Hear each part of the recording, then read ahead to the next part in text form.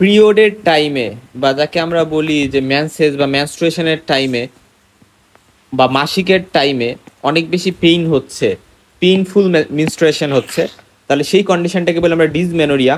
দেখা যায় যে আউটপেশেন্ট ডিপার্টমেন্ট থেকে শুরু করে গাইনি এর ডক্টরদের দেখাইতে যত পেশেন্ট আসে তার মধ্যে অনেক পেশেন্টেরই মানে 20%-এর মতো পেশেন্টেরই কমপ্লেন কিন্তু ডিসমেনোরিয়া দেখা যায় থাকে, যে আচ্ছা তাদের ডিসমেনোরিয়া হয়তো বা হচ্ছে, এরকম বিভিন্ন প্রবলেম তারা ফেস করে। এবং আসলে ডিসমেনোরিয়ার কারণ কি হইতে পারে?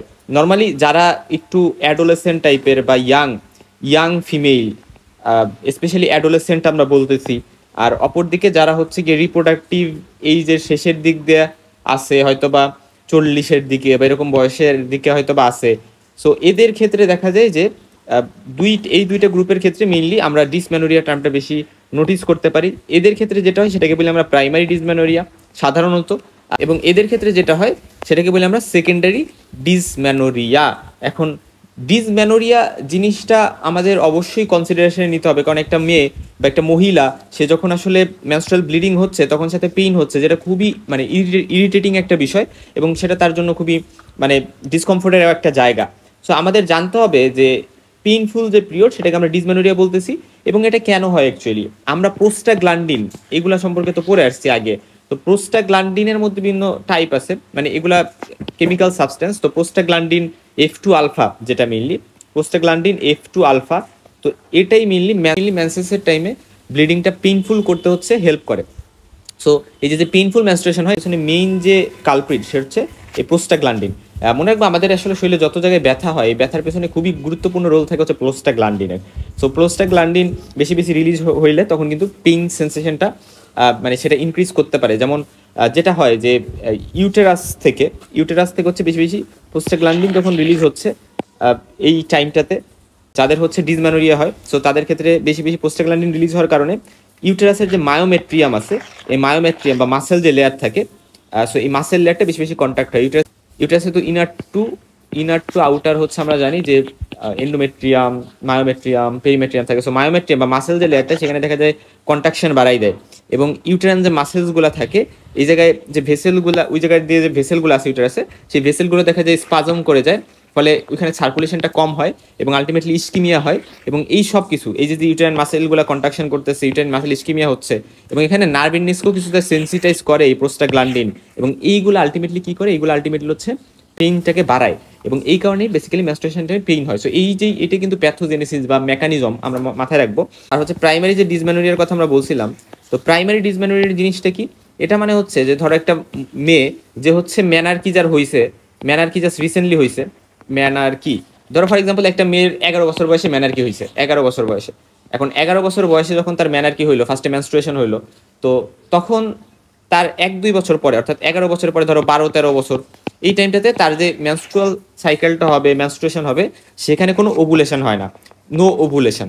সো ওভুলেশন যেহেতু হয় না, তো এটাকে আমরা বলি যে অ্যানোভুলেটরি সাইকেলগুলো হয় ফার্স্টের 1-2 বছর। তারপরে যায় হচ্ছে তার ওভুলেশন হয়, এবং ওভুলেশন যখন হয় তখন থেকেই মিল দেখা যায় যে যেহেতু হুট করে মেনস্ট্রুয়েশনে প্রোস্টাগ্ল্যান্ডিন রিলিজ হওয়া বা এই বিষয়গুলোর সাথে তার মানিয়ে নিতে প্রবলেম হয়। সো সাইকোসোমাটিক একটা বিষয় যে ওই মেয়েটা যে হচ্ছে ধরো 14 বছর বয়স, এই 14 বছর বা 15 বছর বয়সে একটা মেয়ে, সে যখন মানে স্কুল গোয়িং একটা মেয়ে, তো এই মেয়েটার যখন মেনস্ট্রুয়াল এই যে প্রোস্টাগ্ল্যান্ডিন রিলিজ হচ্ছে, এই প্রবলেমগুলো হচ্ছে, তখন সে মানায় নিতে না পেরে দেখা যায় যে অনেক বেশি পেইন ফিল করে। তো এটা কি বলে আমরা প্রাইমারি ডিসমেনোরিয়া, যেটা হচ্ছে অ্যাকচুয়ালি একটা সাইকোসোমাটিক বিষয় বা একটা সাইকোলজিক্যাল বিষয়। এটা কিন্তু পার্সন টু পার্সন বা ফিমেল টু ফিমেল ভ্যারি করতে পারে, কেউ হয়তো বা বেশি ব্যথা ফিল করবে, কেউ কম ব্যথা ফিল করবে। তো এটার কিন্তু আসলে জাস্ট সিমটোমেটিক ট্রিটমেন্ট দিতে হবে। অনেক বেশি ব্যথা পাইতেছে বা প্রোস্টাগ্ল্যান্ডিনের কারণে যেহেতু এরকম হচ্ছে, এনএসআইডস বা আদার ড্রাগস দিয়ে এখানে হচ্ছে ট্রিটমেন্ট দেওয়া যেতে পারে। এখানে কিন্তু আন্ডারলাইং কোনো পেলভিক প্যাথোলজি নাই। পেলভিক প্যাথোলজি বলতে বোঝানো হয়েছে যে ধরো পেলভিসে বা ওই রিজনটা দিয়ে ইউটেরাসে আমি ধরলাম একটা ইউটেরাসে কি আছে, অ্যান্ডোমেট্রিওসিস যে টার্মটা, এটা সম্পর্কে তো তোমরা জানো। সো অ্যান্ডোমেট্রিওসিস আছে বা অ্যাডিনোমায়োসিস আছে, এই দুইটার কথা আমি বললাম না, এটা সারা জীবন মনে রাখবা যে অ্যান্ডোমেট্রিওসিস, অ্যাডিনোমায়োসিস। অ্যান্ডোমেট্রিওসিস মানে হচ্ছে অ্যান্ডোমেট্রিয়াল যে টিস্যু, আর সেটা হচ্ছে অ্যান্ডোমেট্রিয়াম বাদে, মানে অ্যান্ডোমেট্রিয়াল টিস্যু তো অ্যান্ডোমেট্রিয়ামে থাকবে, টিস্যু বলতে ওখানে হচ্ছে গ্ল্যান্ড, স্ট্রোমা, এগুলা। তো এগুলো এখানে না থেকে অন্য কোথাও একটোপিকলি চলে গেছে, অন্য কোথাও চলে গেছে, এটা মানে হচ্ছে অ্যান্ডোমেট্রিওসিস। তো তার মধ্যেই একটা টাইপ হচ্ছে মানে অ্যাডিনোমায়োসিস মানে এক ধরনের টাইপ, যে অ্যাডিনোমায়োসিস মানে হচ্ছে এন্ডোমেট্রিয়ামটা যখন মায়োমেট্রিয়ামে চলে গেছে, মানে উইদিন দ্য ইউটেরাসই আছে বাট মায়োমেট্রিয়ামে গেছে, এটা হচ্ছে অ্যাডিনোমায়োসিস। তো এই দুইটা কন্ডিশনে মানে ডিসমেনোরিয়া হয়, অর্থাৎ প্রচুর কিন্তু পেইনফুল মেনস্ট্রুয়েশন এখানে পাওয়া যায়। সো এই দুইটা টার্ম আমরা মনে রাখবো। বাট ফাইব্রয়েডের কথা যখন আসবে মনে রাখবা, ফাইব্রয়েডে যদিও অনেক বেশি ব্লিডিং হয়, ম্যানোরেজিয়া হয়, এখানে কিন্তু অনেক বেশি পেইনফুল ব্লিডিং হয় না। সো এখানে হইতে পারে ফাইব্রয়েডের ক্ষেত্রে কিছু কিছু কন্ডিশনে, যে ফাইব্রয়েড আমরা যখন পড়বো, ফাইব্রয়েড ইউটেরাস বা যখন মাসেল লেয়ারে যখন টিউমার হয় ইউটেরাসের, তখন আমরা সেটাকে বলি ফাইব্রয়েড।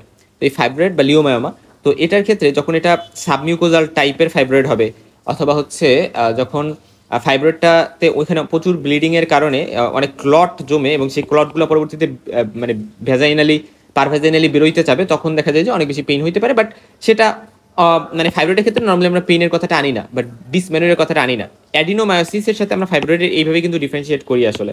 সো এই টার্মগুলো আমাদের একটু মাথায় কিন্তু রাখতে হবে।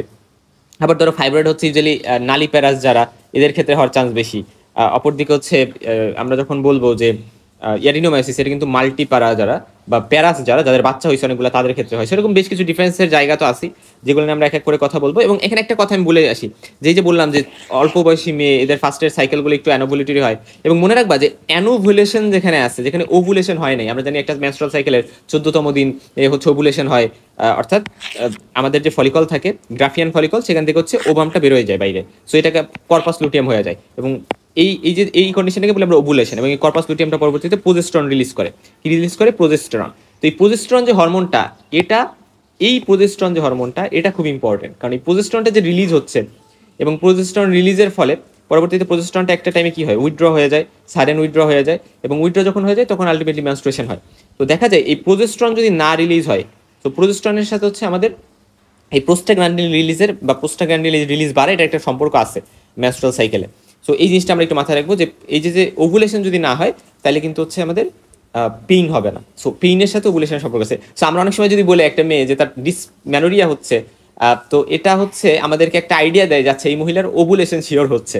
সো এই জিনিসটা আমরা একটু মাথায় রাখবো। হ্যাঁ, তো এখানে যেটা বলা হয়েছে যে সাইক্লোক্সিজিনের যে এনজাইমটা আছে, এটা যদি এক্সেস হয়ে যায়, তাহলে দেখা যায় প্রোস্টাগ্ল্যান্ডিনের ইমব্যালেন্স হয়ে যায়, এবং তার ফলে হচ্ছে এরকম হচ্ছে। এবং অ্যানোভুলেটরি সাইকেলগুলো ইউজুয়ালি পেইনলেস হয়, যদি আন্ডারলিং কোনো প্যাথোলজি না থেকে থাকে। ইউজুয়ালি কিন্তু আমরা বলে নিই যে অ্যানোভুলেটরি সাইকেল মানে পেইনলেস, কারণ সেখানে কোনো প্রোজেস্টেরন হচ্ছে না। আর আরেকটা টার্ম আছে মিটেলস মার্জ একটা বিষয়, যেটা মানে হচ্ছে যে মিড সাইকেল পেইন, অর্থাৎ সাইকেলের মাঝে পেন হচ্ছে ওভুলেশনের টাইম দিয়ে। এটা এমনি এমনিই চলে যায়, দেখা যায় 1 থেকে 2 দিন হয়তো বা থাকতে পারে। তো এখানে আমরা জানি যে ফলিকলের যে অ্যান্ট্রাম থাকে, এটা একটা ফলিকল। সো এটার মধ্যে আমরা জানি হচ্ছে একটা অ্যান্ট্রাল ক্যাভিটি থাকে, রাইট? অ্যান্ট্রাল একটা ক্যাভিটি থাকে। সেই যে অ্যান্ট্রাল ক্যাভিটিটা থাকতেছে, এই অ্যান্ট্রাল ক্যাভিটিটা ফ্লুইড ফিল্ড হয়। এবং যখন এগটা এখান থেকে রিলিজ হয়ে যায়, এগটা যখন হচ্ছে ফলিকল থেকে রিলিজ হয়ে যায়, এগ বলতে ওভামটা, তখন হচ্ছে এটা রাপচার হয়ে যায় অ্যান্ট্রালটা। এবং আমরা অ্যান্ট্রামের মধ্যে তো ফ্লুইড ফিল্ডই থাকে। তো এটা যখন রাপচার হয়ে যায়, তখন এই ফলিকুলের যে ফ্লুইডগুলো, সেগুলো পেরিটোনিয়াল ক্যাভিটিতে ইন্টার করতে পারে, এবং সেটা পেরিটোনিয়াল লাইনিংকে ইরিটেট করতে পারে, এবং এর ফলে পেইন হয়। সো এই কন্ডিশনটাকে আমরা বলতেছি হচ্ছে মিটেলস মার্জ যে কন্ডিশনটা। আচ্ছা, এবং একটা টার্ম আমরা বলি যে ওসিপি, যেটা এটার কাজ কি, ওরাল কন্ট্রাসেপটিভ পিল, এটা কিন্তু আমরা জানি যে ওভুলেশনকে ইনহিবিট করে। কারণ তখন আর আসলে এলইস সার্জ হয় না, এফএসএইচ এলএইচ এই দুইটাই কমে যায়। সো যেহেতু এইগুলা কমে যায়, সো ফলে হচ্ছে আমরা বলি যে ওসিপি কিন্তু ওভুলেশনকে ইনহিবিট করে। এবং ফলে ওসিপি দিলে কিন্তু পরবর্তীতে আর কোনো মিড সাইকেল পেইন হবে না। ওভুলেশনে যদি না হয়, ওভুলেশন আশপাশে যদি পেইন কেমনে হবে, বা এই ঘটনাগুলো ঘটবে কেমনে, একটা তো রিলিজই হবে না। আর এখন আসো যে প্রাইমারি ডিসমেনোরিয়া আর সেকেন্ডারি ডিসমেনোরিয়া নিয়ে কথা আমরা বলবো। আমি আগেই বলেছি যে প্রাইমারি ডিসমেনোরিয়া মানে এটা ইয়াঙ্গার ওমেনদের হবে। এবং এখানে খুব ইম্পর্টেন্ট একটা কথা, যে ম্যানার্কির সাধারণত যদি ধরো সাপোজলি 12 বছর বয়সে ম্যানার্কি হয়, তার 1-2 বছর পরে হয়তো বা 14-15 বছর বয়সে বা 13-14 বছর বয়সে হয়তো বা তার ফার্স্টের দিকে একটু পেইন ফিল হবে। এবং দেখা যায় যে পেইনের চোটে তারা মাঝে মধ্যে বলবে যে আমি স্কুলে যাইতে পারি না। মেয়ে না বললেও তার মা বলবে, ঠিক আছে? বাট যদি এই মেয়েটাকে জিজ্ঞেস করো তুমি কি পরীক্ষা মিস করছো এই পেইনের কারণে, আনসার হচ্ছে সে বলবে না। ঠিক আছে, কারণ হচ্ছে কি, একটা জিনিস লক্ষ্য করো যে এটা হচ্ছে মেন্টাল একটা বিষয়।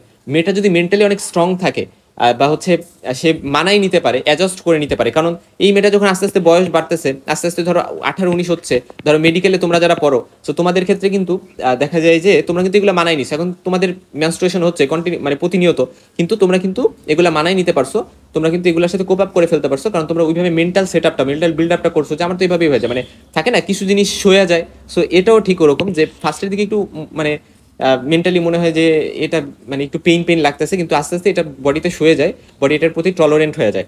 সো এই জিনিসটা ইম্পর্টেন্ট। সো এই জন্য একটু কাউন্সিলিং করতে হবে যে এমনি এমনি ঠিক হয়ে যাবে, কোনো সমস্যা না। এটা যদি প্যারেন্টসকে বলে দিই, মানে ওই মেয়েটা আর তার ফ্যামিলিকে বলে দিলাম যে কোনো সমস্যা নেই, কিন্তু এইভাবে বললে তো হবে না, আমার তাকে কাউন্সিলিং করতে হবে যে কি কারণে এটা হচ্ছে। এটা হচ্ছে প্রাইমারি ডিসমেনোরিয়া নামে একটা কন্ডিশন। তো এটাকে স্পাজমোডিকও বলা হয় কেন? কারণ হচ্ছে এখানে যেহেতু আমরা এখানে যেটা হয়, যেখানে হচ্ছে মায়োমেট্রিয়াম যেটা মায়োমেট্রিয়ামটা অনেক কন্ট্রাকশন তো করে। তো কন্ট্রাকশন করার ফলে দেখা যায় যে ধরো ফর এক্সাম্পল আমি একটা ছবি যদি আঁকাই, ধরো এটা হচ্ছে ইউটেরাস, ইউটেরাসের এখানে এই যে ওপেনিং, তো এখান দিয়ে হচ্ছে যখন এখানে কন্ট্রাকশন হচ্ছে, অনেক বেশি কন্ট্রাকশন হচ্ছে, এবং এখানে আমরা জানি যে মায়োমেট্রিয়ামের যে ভেসেলগুলা মানে ইউটেরাসের যে ভেসেলগুলো সেগুলো স্পাজম করে, এবং আলটিমেটলি এখানে মানে যেহেতু একটা স্পাজম হচ্ছে, স্পাজমের একটা বিষয় হচ্ছে, এবং এর ফলে স্পাজমের কারণে দেখা যায় যে এই জায়গাটাও কিন্তু একটু চিপা থাকে, মানে এই জায়গাটা তো তেমন কোনো ডাইলেটেশন থাকে না সার্ভিক্সের এই রিজনটাতে, মানে সার্ভাইকাল ডাইলেটেশন থাকে না, অনেক চিপকানো থাকে। ফলে দেখা যায় এখানে ফ্লুইড যখন বা ব্লাডগুলো যখন বেরোবে তখন একটু প্রবলেম ফেস করে, এবং এই ইয়াং ফিমেলরা, হ্যাঁ। তো এই জন্য যে এই যে ইয়াং ফিমেলরা এরা যখন হচ্ছে বয়স বাড়ে, এবং এরা যখন চাইল্ড বার্থ করে, ধরো সাপোজলি তার বিয়ে হইলো, ধরলাম 22 বছর বয়সে বিয়ে হইলো, বিয়ে হয়ে একটা বাচ্চা হইলো, তো বাচ্চা হওয়ার পরে যেটা হয় যেটা ডাইলেটেশন হয়ে যায় এখানে, এবং আলটিমেটলি প্রবলেমটা সলভ হয়ে যায়, কারণ তখন আর মানে অত স্পাজম হয়ে মানে এখানে একটা টান লাগা বা এখানে একটা ডিফিকাল্টি ফেস করা ব্লাডটা এক্সপেল আউট করতে, মেনস্ট্রুয়াল ব্লাডটা, এই প্রবলেমটা হয় না তেমন একটা। সো স্পাসমোডিক ইভেন্টটা তখন আর হয় না। সো চাইল্ড বার্থ কিন্তু এই জিনিসটাকে রিলিফ করতে পারে আস্তে আস্তে, আমরা জানি এটা। আর সেকেন্ডারি ক্ষেত্রে এটা ওল্ডার ওমানদের হবে। ওল্ডার বলতে মেনস্ট্রুয়েশন তো হইতেছে, মেনোপজ তো হয়ে যায় নাই, কারণ নাহলে তো ডিসমেনোরিয়া টার্মটা আসতেছে কেন? মেনস্ট্রুয়েশন হচ্ছে, বাট সেটা পেইনফুল হচ্ছে, এবং এটা কনজেস্টিভ একটা টার্ম আছে। এখন কথা হলো কনজেস্টিভ কেন বললাম? কারণ এখানে কোনো কনজেশন আছে, কোন একটা পেলভিক প্যাথোলজি আছে, সেটা হইতে পারে, সেটা কি হইতে পারে? সেটা হইতে পারে যে কোনো একটা অ্যাডিনোমায়োসিস, এন্ডোমেট্রিওসিস, কোনো একটা কিছুর কারণে দেখা যাবে সেখানে একটা কনজেশন হয়েছে, জমে আছে, এবং সেই জমে থাকার কারণে, কনজেশনের কারণে এখানে হচ্ছে ডিসমেনোরিয়া কিন্তু হচ্ছে। এবং এটা দেখা যায় যে মেনস্ট্রুয়েশনের মানে যেদিন মেনস্ট্রুয়েশন শুরু হয়েছে ওই দিনই হয়, তারপরে আর হয় না, মানে বিষয়টা এরকম যে শুরুর দিকে একেবারে হয়, এবং কিছু কিছু ক্ষেত্রে রেয়ারলি দেখা যায় যে এটা হয়তো বা 2 দিন 3 দিন থাকতে পারে, কিন্তু নর্মালি একদিনের কম সময়ের মধ্যেই সেরে যায়। যখন ফ্লো বাড়তেছে, আস্তে আস্তে সময় বাড়তেছে, তখন কিন্তু এটা এমনি এমনি সেরে যাবে। তবে এটা মনে রাখবা, যেটা হচ্ছে সেকেন্ডারি ডিসমেনোরিয়া, যেটা পেলভিক প্যাথোলজির কারণে হচ্ছে, সেটার ক্ষেত্রে কিন্তু দেখা যায় যে ফার্স্টে মেনস্ট্রুয়েশন যখন শুরু হবে, মেন্সেস যখন শুরু হবে, তার ধরো 4-5 দিন আগে থেকে ব্যথা শুরু হয়েছে, মানে পেইন শুরু হয়েছে। যখন মেনস্ট্রুয়েশন চললো, ওই মেনস্ট্রুয়েশনের পুরোটা টাইম ধরেও ব্যথা দেখা গেছে আছে, এবং যখন মেনস্ট্রুয়েশন আস্তে আস্তে মানে শেষ হয়ে গেল, শেষ হয়ে যাওয়ার পরে আস্তে আস্তে ব্যথাটা মানে সাবসাইড করলো। তো এই জিনিসটা কিন্তু খুবই ইম্পর্টেন্ট যে দুইটার পেইনের নেচার কিন্তু ডিফারেন্ট। এই জিনিসটা কিন্তু আমরা একটু জাস্ট দেখলাম, এবং দেখা যায় যে প্রাইমারি ডিসমেনোরিয়া যেটা, এটার ক্ষেত্রে কিছু সিস্টেমিক সিমটমসও থাকতে পারে, যেমন নওশিয়া, ভমিটিং, ডায়রিয়া, এগুলো কিন্তু এখানে থাকতে পারে, এবং দেখা যায় এখানে পেইনটা কিছুটা রেডিয়েটও হইতে পারে। যেমন ধরো ব্যাকে মানে লোয়ার ব্যাক যে রিজনটা আছে, ব্যাক এইক থাকতে পারে, বা হচ্ছে তোমার মিডিয়াল স্পেক্ট অফ দ্য থাই, সেরকম বিভিন্ন জায়গায় পেইনগুলো কিন্তু রেডিয়েটও করতে কিন্তু পারে। আচ্ছা, ট্রিটমেন্ট হিসেবে এটা হট ফোমেন্টেশন দিব, তারপর হচ্ছে এনএসআইডস দিতে পারি, এনএসআইডস অর্থাৎ আমি ব্যথা রিলিফ করতে, আর ওসিপিস কিন্তু দেওয়া যাইতে পারে। ওসিপি কিভাবে এখানে হেল্প করতেছে কি প্রাইমারি ডিসমেনোরিয়ার ক্ষেত্রে? দেখো, ওসিপি দিলে যেটা হবে যে আমার এখানে অ্যানোভুলেশন হবে, অ্যানোভুলেশন হবে, এবং অ্যানোভুলেশন যদি হয় তাইলে যে বিষয়টা হবে যে এখানে আমরা আগেই বলেছি যে অ্যানোভুলিটির যে সাইকেলগুলো হয় সেখানে পেইন হয় না, সেইভাবে পেইনটা কিন্তু কিছুটা রিলিফ করতে পারে। সো আমরা কি করতে পারি? এখন বলতে পারো যে ভাইয়া এই যে মেয়েটার বয়স তো খুবই কম, তো আমি এত ইয়াং মেয়েকে ওসিপি দিব? বিষয়টা হচ্ছে যে দেখো, আমি ফার্স্টে যদি এমন দেখি যে এইগুলা দিয়ে কন্ট্রোল করতে পারতেছি না, তো তখন অ্যান্টিস্পাসমোডিক বলি বা আমরা এনএসআইডস বলি, এগুলো দিয়ে আমি কন্ট্রোল করতে পারতেছি না, সো তখন আমি ওসিপি দিয়ে ট্রাই করতে পারি। ওসিপি দিয়ে আমি কিছুটা কন্ট্রোল করে তারপরে আমি হচ্ছে পরবর্তীতে এগুলো দিয়ে ট্রাই করতেছি। সো ওসিপি যে আমি অনেকটা টাইম ধরে কন্টিনিউ করতেছি এমন কিন্তু না। আর এটার ক্ষেত্রে হচ্ছে কজ যেটা পেলভিক যে প্যাথোলজিটা, ওটা ট্রিট করতে হবে। ধরো ফর এক্সাম্পল এন্ডোমেট্রিওসিস আছে, সো আমার ওটা ট্রিটমেন্ট দিতে হবে। ল্যাপ্রোস্কোপিক যে মেজারগুলো আছে আমরা জানি এন্ডোমেট্রিওসিসের ক্ষেত্রে ওইগুলোতে যাবো। অ্যাডিনোমাইসিসের ট্রিটমেন্ট দিতে হবে। তারপর হচ্ছে গিয়ে ধরো মানে এই আন্ডারলাইং কজগুলো বা হচ্ছে ধরো ফাইব্রয়েড এটা ট্রিটমেন্ট দিতে হবে। আন্ডারলাইং যে কজগুলো সেগুলোর ট্রিটমেন্ট যদি আমরা দিই তাইলেই কিন্তু হচ্ছে প্রবলেমটা সলভ হয়ে যাবে। এখন আমি বলে আসছি যেখানে নওশিয়া, ভমিটিং, ব্যাকএক, ডায়রিয়া এগুলো থাকতে পারে, মেইনলি প্রাইমারি ডিসমেনোরিয়ার ক্ষেত্রে এটা থাকে। এবং এটা হচ্ছে সাধারণত এগুলো যদি থাকে তাহলে সেটা সিভিয়ার ডিসমেনোরিয়াকে ইন্ডিকেট করতে পারে। আর কোন কোন ক্ষেত্রে সেকেন্ডারি ডিসমেনোরিয়া পাওয়া যায়, ওই যে বলছি পেলভিক প্যাথোলজি আছে। পেলভিক প্যাথোলজি বলতে এন্ডোমেট্রিওসিস, অ্যাডিনোমায়োসিস, এই দুইটা সব থেকে ইম্পর্টেন্ট।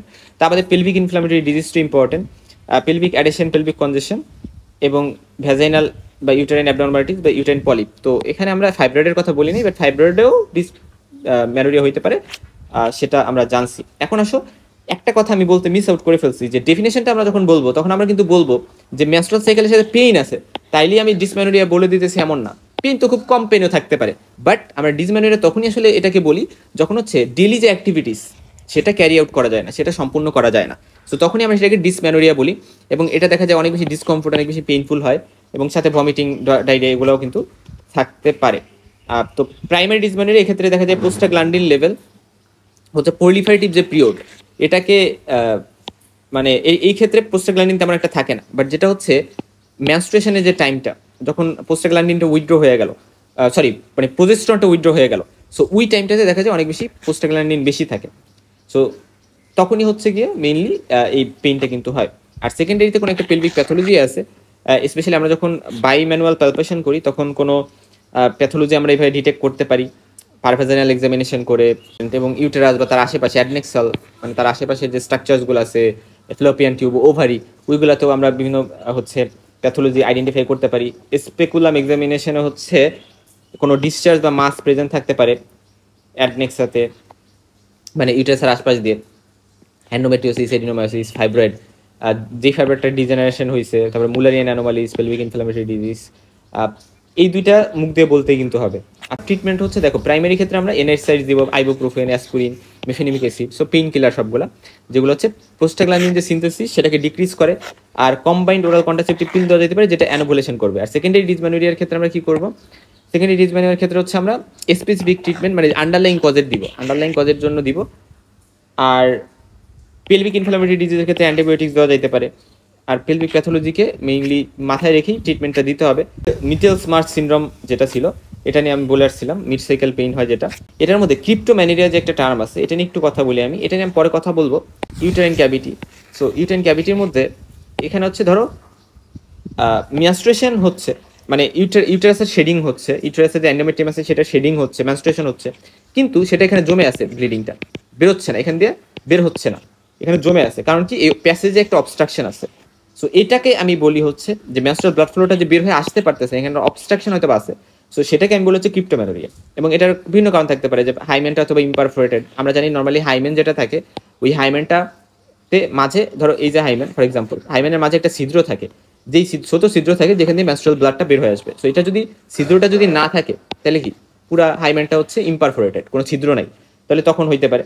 বা ভেজাইনাল সেপ্টামটা যদি ট্রান্সভার্স থাকে, ভেজাইনাল অ্যাট্রেসিয়া যদি হয়, সেই সকল কন্ডিশনে ক্রিপ্টোম্যানোরিয়া কিন্তু।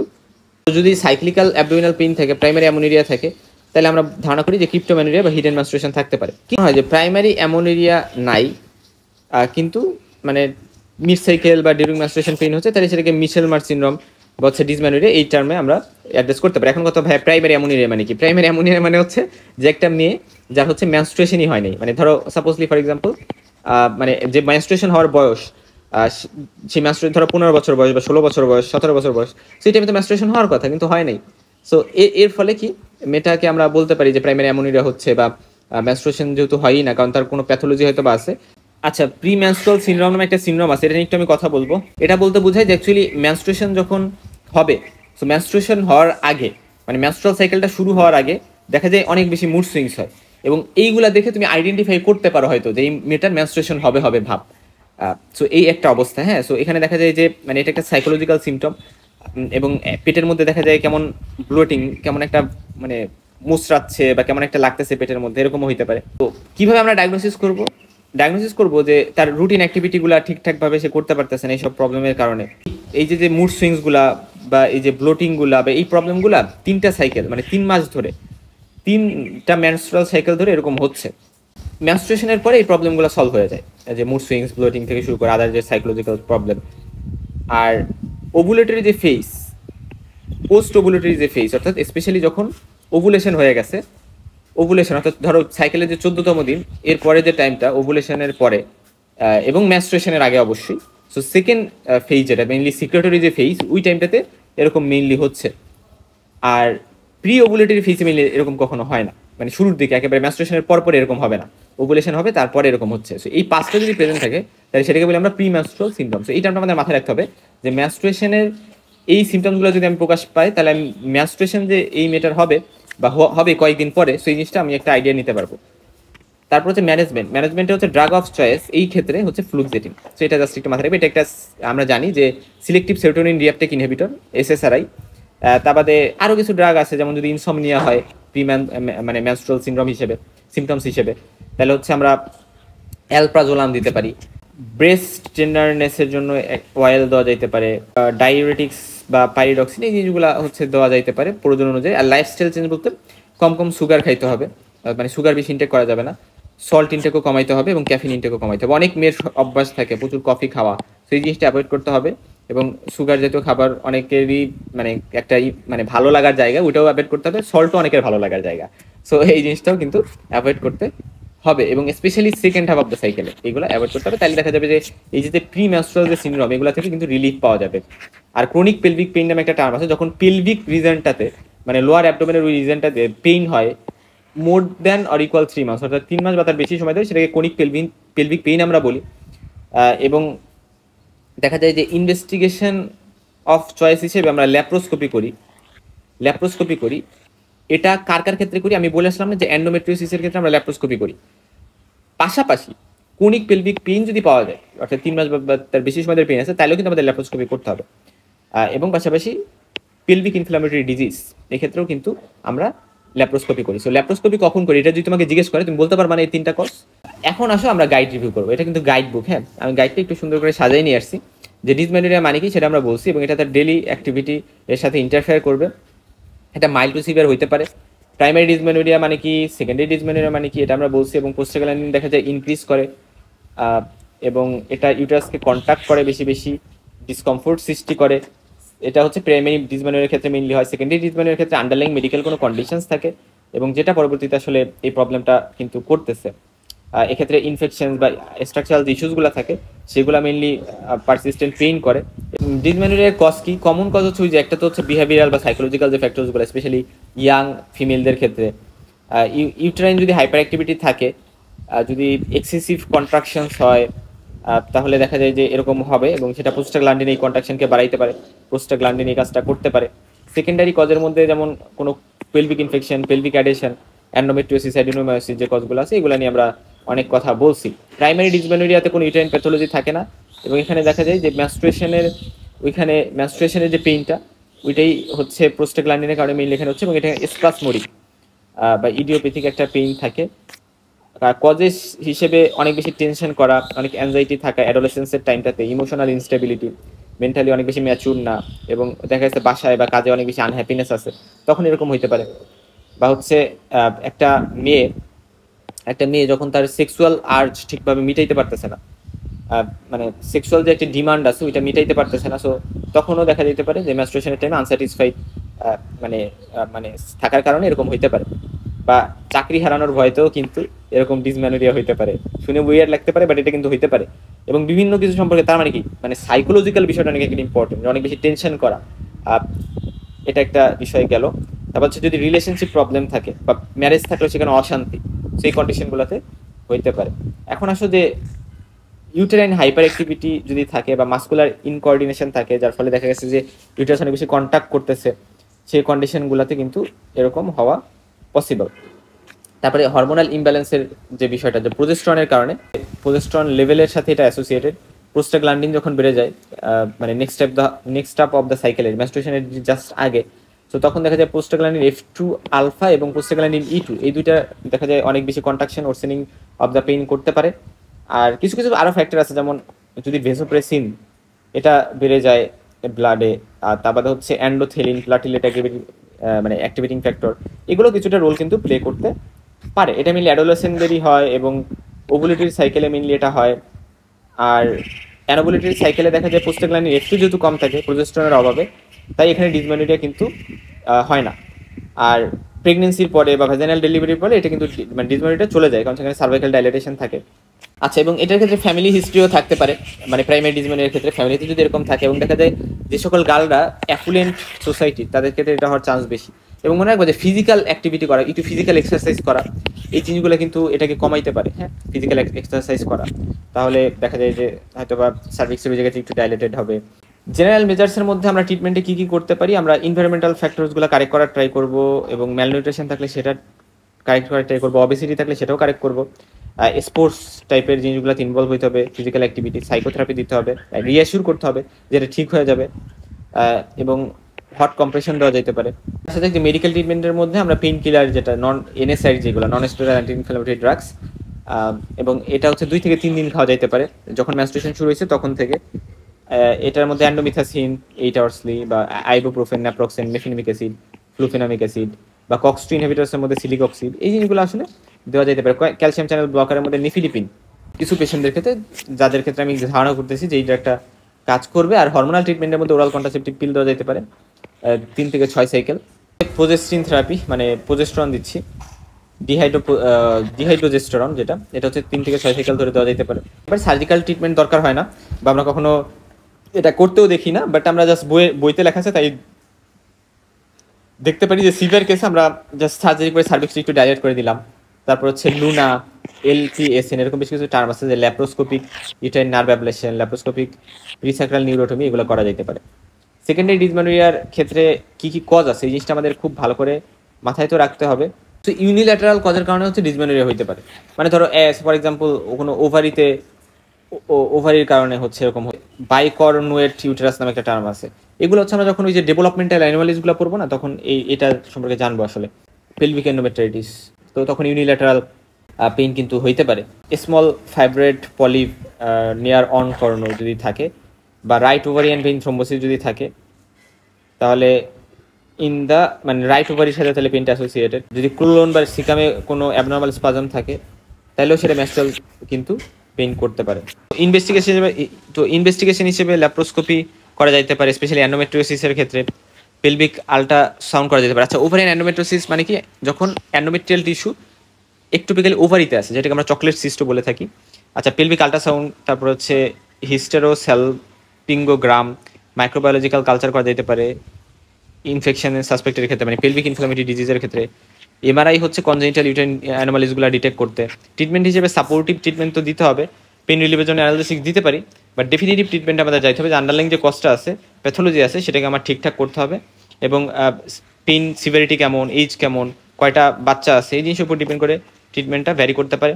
তো 21 বছর একটা বয়সী মহিলা, তার ধরো সেকেন্ডারি ডিজামনির মানে ডিসমেনোরিয়া আছে, সেকেন্ডারি যে ডিসমেনোরিয়াটা, তো সেটা আছে, তাহলে আমি কীভাবে তাকে ইভ্যালুয়েট করব, এরকম কোশ্চেন থাকতে পারে, যে কীভাবে আমি তাকে ইভ্যালুয়েট করব, কীভাবে ম্যানেজ করব, কীভাবে ইভ্যালুয়েট করব, কীভাবে ট্রিট করব, ঠিক আছে। সো এই জিনিসগুলো কিন্তু পরীক্ষায় ধরবে। সো এইভাবে একটা কেস সিনারি দিয়ে আমাদের এইভাবে ইভ্যালুয়েট করতে কিন্তু বলবে। যেটা ইয়াং ফিমেলদের হচ্ছে প্রাইমারি ডিসমেনোরিয়া, তো এটার ক্ষেত্রে পেইনটা সেন্ট্রালাইজড হয় সুপ্রা পিউবিক এরিয়া, পিউবিক সিম্ফাইসিসের উপর দিয়ে মেইনলি একটু পেইন থাকে। আর এখানে হচ্ছে লোকালাইজড পেইন কিন্তু থাকে, যেটা সেকেন্ডারি, অর্থাৎ লোকালাইজড মানে যে জায়গায় প্যাথোলজি আছে ওই জায়গায় মেইনলি ওই রিজনটাতে মেইনলি পেইনটা থাকবে, বাট এখানে মোটামুটি সেন্ট্রালাইজ সুপ্রাপিউবিক এরিয়াতেই পেইনটা আছে। সো এই জিনিসটা একটু মাথায় রাখবো। এবং marriage, child birth, physical activity এমনি এমনি কমে যাবে, বাট এটা পেইন কিন্তু আস্তে আস্তে বাড়ে যতক্ষণ পর্যন্ত না আমি পেলভিক প্যাথোলজিটাকে ট্রিটমেন্ট করবো।